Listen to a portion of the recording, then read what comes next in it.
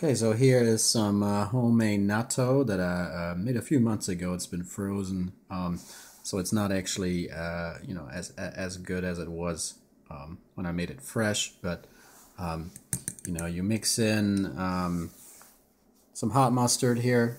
You read the instruction. You got to dissolve this in water first. A little bit of soy sauce.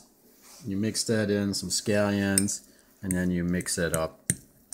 And usually good natto, you can tell by its stringiness. So this has a little bit of stringiness to it. Could have a little more. You can see the strings building there, but that's just because it's been in the fridge for a while. So, but that's how you can sort of test the quality of it.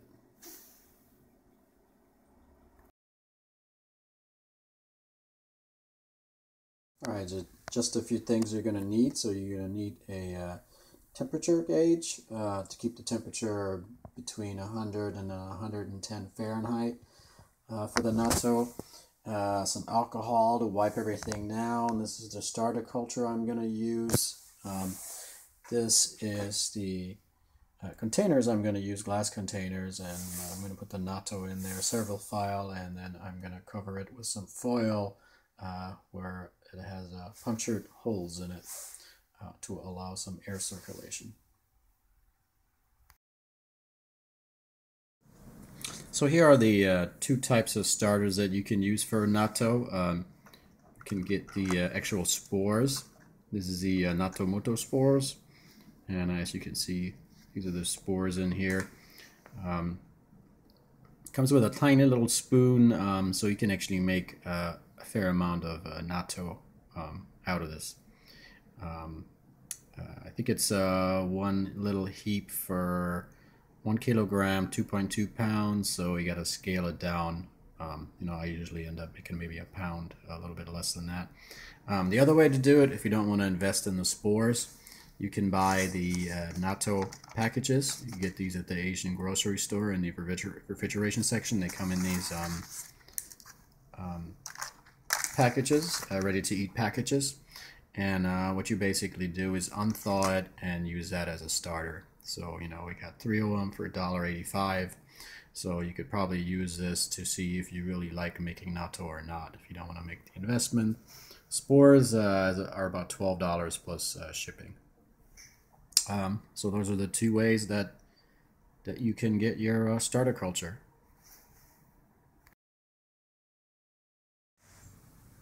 So this is the natto fermentation box. All it is an old styrofoam box.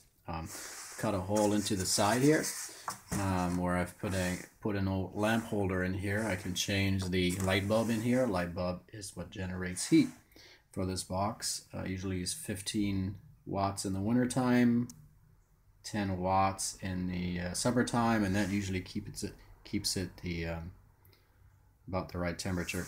Then what I do in here is I stack two containers, two glass containers.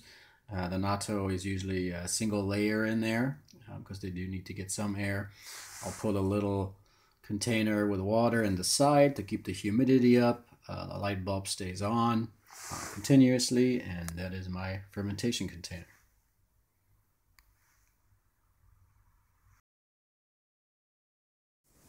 So to make natto, you want to use some smaller sized soybeans. For example, these are good. Marked as soybeans for sprouting. They're fairly small. These are all pretty good. They're also a small size. What you don't want to use are these, for example. They're much bigger, and the smaller the bean, the better the natto bacteria can get in. So try to look for these smaller size ones in the store. So what you want to do next is soak your soybeans for probably half a day. Change the water. You can also agitate it in order to separate out the husks from the bean. And what happens as you do that, it'll separate it and it'll kind of float up. So you can use the water to kind of get rid of the shells. The more shells you can get off, the better. Because the natto bacteria will be able to get in it. So here's an example of a shell. Just agitate it and it'll come off with time.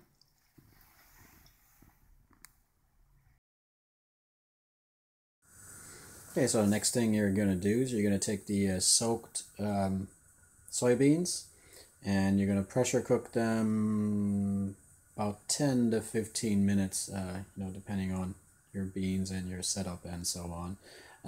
You want them fairly soft but not real mushy, so you may have to experiment with that.